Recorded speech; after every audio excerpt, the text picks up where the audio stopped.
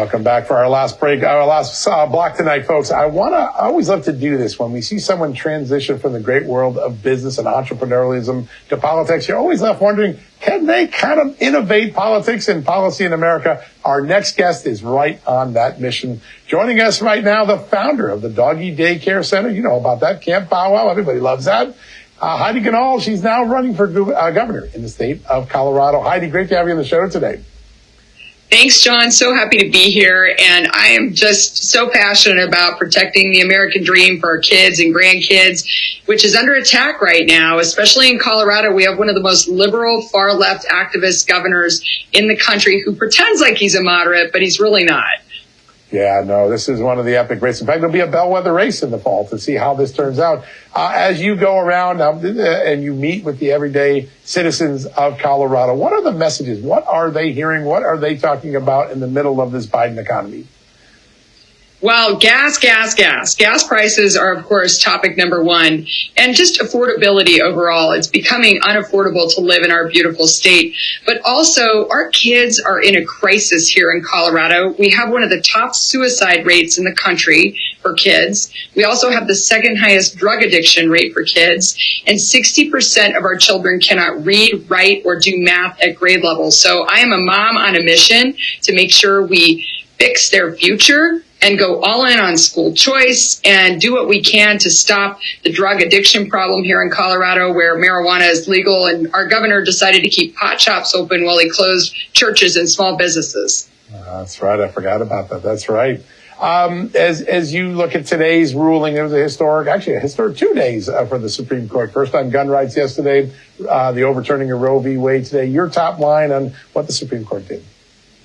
Well, I think both decisions were the right ones. First of all, my dad was a police officer. I'm a law and order governor. I will be a law and order governor and get us back to having safe streets and neighborhoods. We have one of the highest violent crime rates increases in the country here in Colorado. We're number one in auto thefts. We're number one in bank robberies. Things have gone to heck in a handbasket in the last 3 or 4 years. So we've also got to protect the Second Amendment and make sure that we don't step on our folks' constitutional rights, which I think the Supreme Court made the right decision with what they did. On the abortion issue, it's a good day for states' rights as Roe versus Wade was overturned. And in Colorado, our governor and legislature passed one of the most extreme abortion bills in the country a few months ago. It is legal to have an abortion up until birth here. In fact, they're bragging about Colorado being an abortion tourism state. It's disgusting. We can't let that happen. And when I'm elected governor in just a few months, I will do everything I can to change that.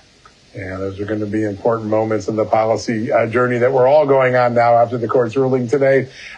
You had such a successful career as an entrepreneur, as a businesswoman. You built one of the great franchises in American history. You dive into politics. What's been the biggest surprise to you getting on the campaign trail and moving into a new profession? You know, I say every day is an adventure, truly.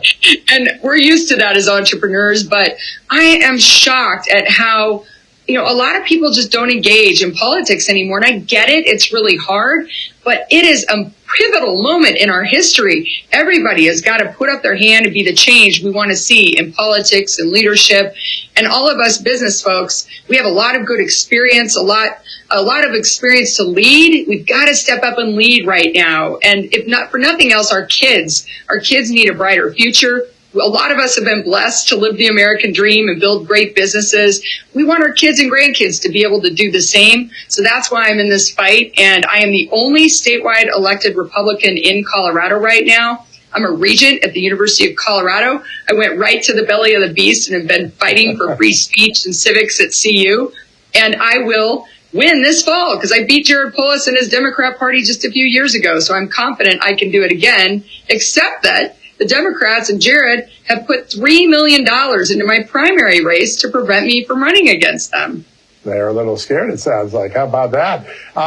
As you close out now, you got about 5 days to the primary. What is the key thing that voters who are undecided in Colorado, what do they want to hear? What is your closing message to them? They want to know we can win. Republicans don't win very often in Colorado. And as I just said, I'm a Republican who can win, who can bring people together. We have 45% of our voters in Colorado that are unaffiliated. So we've got to get those folks to vote in the Republican primary to get me across the finish line this Tuesday. It's a weird system, but unaffiliated voters get 2 ballots and they have to pick one. So we need them to pick the Republican ballot. And those of you who have friends and family in Colorado, encourage them to get out and vote in the primary, as the Democrats sure don't want to take me on, and they're doing everything they can to stop that from happening. But we're going to win on Tuesday, and we're going to win in November and get back our beautiful state of Colorado. Yeah, that sounds great. For people who just heard about this, how do they find out more about your campaign, Heidi? Well, HeidiForGov.com is the website, HeidiForGov.com, and we're on every single social media platform, including Truth and Getter. So follow along, join us. We need to rally the troops, guys. It is a real fight here in Colorado, and I need all of your support, your help, your donations, your social media posts and shares. Would love all of you helping out to help us win our Colorado back and get it back to the way it was just a few years ago before Jared Polis took office. Yeah, listen, Heidi, you already blazed an amazing path in business. Now it's time to do it in politics. Congratulations. Thanks for joining us on the show as well. Thanks, John. Keep up the great work. We will. Thank you so much for joining us. All right, folks, what a week it's been. And I feel kind of lonely not having my good friend Amanda not here today. She's doing some important work, though. She'll be back in the chair. In fact, she'll be solo in the chair Monday and Tuesday while I'm on assignment, while out there doing a little bit of reporting. As we head into the weekend, I want to think back to the wise words that Alan Dershowitz gave us at the end of his block. We can disagree without having to be violent. There are better ways to handle whatever frustration people have about today's rulings. I hope people heed that advice on the left and the right. That would make us a good weekend. Folks, thanks for watching all week long. God bless you. Have a great weekend. We'll be back on Monday morning.